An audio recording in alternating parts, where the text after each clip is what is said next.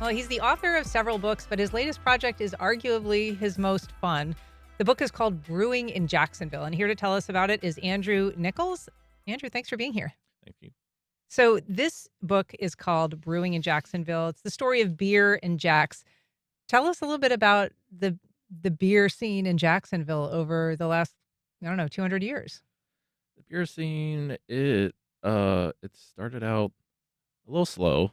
Back in the 19th century, there was one brewery called Eggenweiler in La Villa. That was one of the only ones. It just started out slow. In my book, I have a lot of photos of bars and saloons to make up for that. A lot of Uh, cool photos. yes, and it wasn't until the 1910s when the Jacksonville Brewing Company made the scene, which started to really show Jacksonville was a big deal. And the, And Bay Street was really hopping. I mean, one thing that's so cool about this book is it shows this really thriving city, yes, and Bay Street was a big part of it. One of the bars there was the Onyx Rail Bar, which claimed it was the oldest bar in the South. I had not heard that claim to fame. yeah, I did not expect that either. After researching it, that was an interesting one. And the other thing about that one is the bar itself is said to be uh, carved out of onyx stone. Hmm. Uh, but that it closed in the 1970s. That was like probably my favorite photo out of all of the bars of The Bay interior of Street. the Onyx The Bar. interior, yes. Yeah. Uh, I love that photo. And I think we have some photos that we'll be showing from the book, that kind of give a flavor Yes. of just the variety of pictures and the variety of bars. One thing that you write about in the book is this Schlitz ad campaign Yes.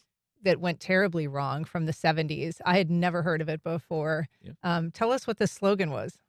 It was along the line of drink Schlitz or I'll kill you, which is Wasn't very well received. it's not it was very off-putting, very bold, did not work, and now no one really drinks Schlitz. Yeah, well, it I guess was a learning experience. Drink Schlitz or I'll kill you. Yes. Maybe not the best way to sell your beer.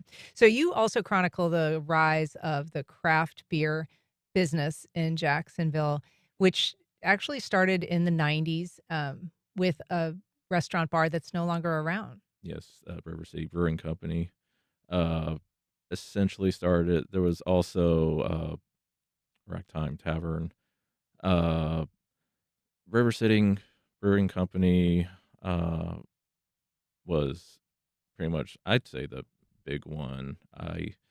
It closed a few years ago and it's gone, and that's one I miss the most. Very unique, uh, place Yeah. on the river.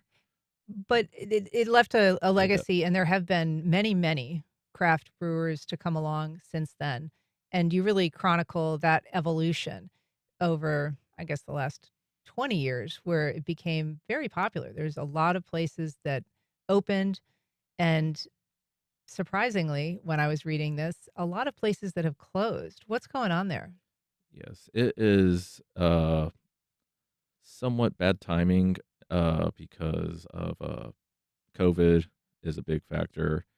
The market is saturated.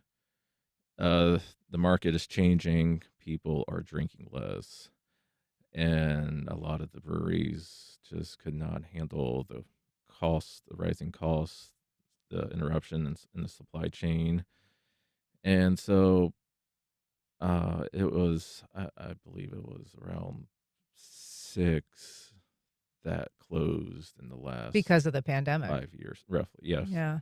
And so you are a fifth generation Jacksonville native. You're the author of other books about Jacksonville's history. I'm guessing this was a pretty sweet research topic. Tell us a little bit about your process. Did you get to sample all the beers? Do you have a favorite beer? yes. It was a fun project. Go to all the breweries. Sometimes my friend Edward would come along with me. My favorite beer, I like the John Boat Ale from Intuition Ale. John Boat. Yes. That's a good beer. Yes. Yeah, but I mean, this Uh, was, a passion project, or did you it have a compliant publisher that was like, "Sure, go drink all the beer in Jacksonville"? well, I saw that there were other books, brewing in I call it the brewing in series, such as Brewing in Seattle, Brewing in Milwaukee, Uh-huh. and Jacksonville did not have one, and that's just sparked an idea of maybe it should have one. And then there was also the Jack's Ale Trail, which is you get a little passport, you go to a brewery, you get a little passport, you go to every brewery, and you get it stamped.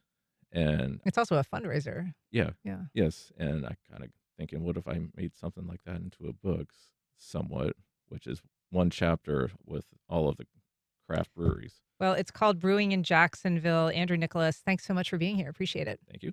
All right.